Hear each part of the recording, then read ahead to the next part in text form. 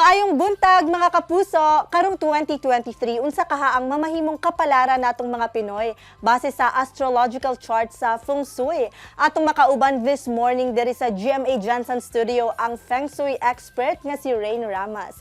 Maayong buntag Sir Rain ug welcome dinhi sa At Home with the GMA Regional TV. Hello, maayong buntag Abby, no? Thank you for inviting me here, and although I wouldn't call myself an expert, but I am an enthusiast. Okay, so kaning mga feng shui practices po nato ba, ako po siyang gina-study para at least naatay ma-apply ba ng mga magical principles sa atong kinabuhi. Sir Rain, syempre kay ang 2023 Year of the Water Rabbit, unsa bay characteristics ani, unsa bay dala ani sa ato karong tuiga? Well, ganito, 2023 is the Year of the Water Rabbit, pero that zone of that influence of the Water Rabbit mangyayari lang yan after the Chinese New Year, which will happen in a few weeks, no? But generally in 2023, if you base it on the what you call this, the element of water dun sa water rabbit na sinasabi, dun tayo sa water. Water is always the symbol of emotions, the symbol of spirituality, no? But generally in Western astrology, 2023 is, you know, wala naman tayong masasabi talagang it's a good year, it's a bad year, no? But in 2023, if you base it on basic numerology, 2 plus 2 plus 3 is 7.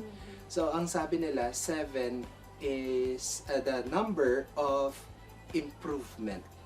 So, I think that's a good message to us, no? 2023 could be a good number, kumbaga, a good time to improve. Sir Rain, base sa Chinese zodiac signs, unsa ba ang mga swerte ug mga malas karong tuiga? I would say na wala talaga tayong masasabing 100% swerte, 100% na malas, no? Yin and yang. Yin and yang. You know, everybody will have good days, everybody will have bad days, no? It depends on where you put your focus on kasi yan.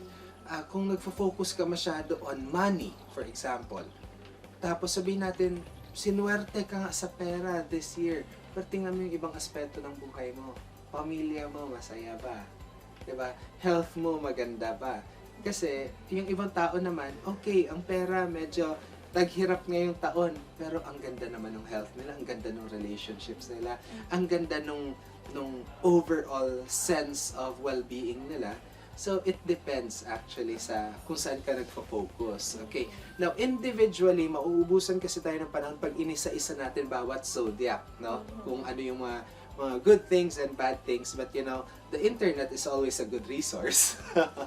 Okay. So, kailangan nating malaman kung ano yung zodiac sign natin, whether you follow Western zodiac, yun yung mga Gemini, Libra, Sagittarius, or the Chinese zodiac, yung mga Year of the Pig, Year of the Rooster, Year of the Rabbit. So, depende lang yun kung saan ka interested mag-check. You just need to get your the right information. And also, meron tayong tinatawag na KUA number. KUA number.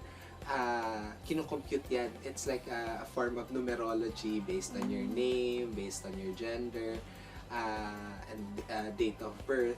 And dun sa KUA number, actually, madidiscover mo dun kung ano yung mga lucky directions mo. Okay? Diba, tayo, automatic sinasabi, swerte daw pag nakaharap ang bahay sa east. O kaya pag natutulog ka, yung head mo nakadirect sa east, swerte daw yon. Kasi generally, east is a good direction. But it does not work for everybody. May ibang tao swerte pag nasa west. Okay, malalaman mo yun pag na-compute mo yung KUA number mo. But in any case, the best pa rin, the best advice, the most universal advice that we have to follow is all throughout the year, always keep a positive mindset. Okay? Ang swerte actually lumalapit sa positive mindsetting. Okay? Okay, positive spirit daw mga kapuso.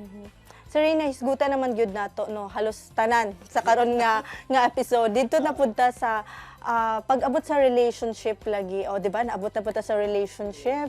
Kumbaga, ano na ni siya, full packed ang ato ang topic today.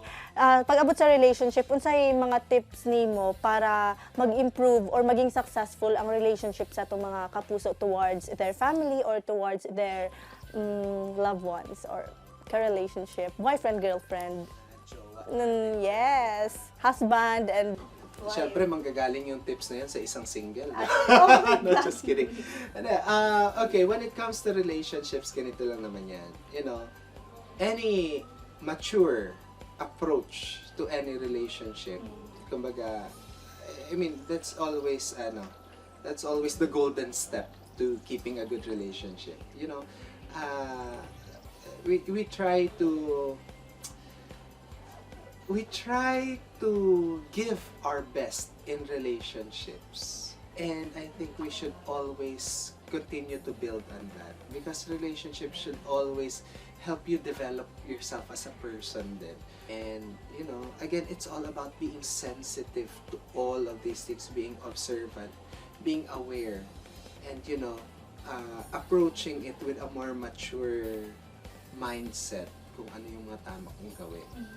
Sir Rain, grabe, wait lang. Murag, atong topic kay, atong mga kapuso ba, ang ilang natunan karon relationship sa family, sa ano, tas may mga astrological, things nga natunan. Thank you kayo, Sir Rain, sa imong time nga gi-share sa mo. Pero lastly, doon na ba kay message nga hatag sa atong mga kapuso kay syempre doon na naata karon sa 2023 na message na lang for them. Okay. So, para ho sa mga manonood natin, ito lang po ang isang mahalagang mensahe para sa bagong taon. So habang fresh pa tayo sa New Year, medyo energetic pa tayo, now is a good time to make plans. Ano yung mga gusto nating ma-achieve this year? And always keep yourself positive in terms of mental in terms of your mindset, always keep things positive and always keep the faith in the divine and faith in yourself. And those things, you know, if you put them together, I think it will be a good year for everyone. Sir Rain, thank you so much for your time. Hoping me nga next time, i-grant na po ni mamong request to be our guest again sa lahing episode na pod. You know what? Sa ganda ng studio nyo, why not? Oh, ayan, yay. Sa ganda ng studio, sa ganda ng host, why not? Diba? Shy type. Ayan. Thank you so much again, Sir Rain. Tutok lang mga kapuso, kay mubalik pa ang At Home with the GMA Regional TV. Kini ang At Home with GMA Regional TV.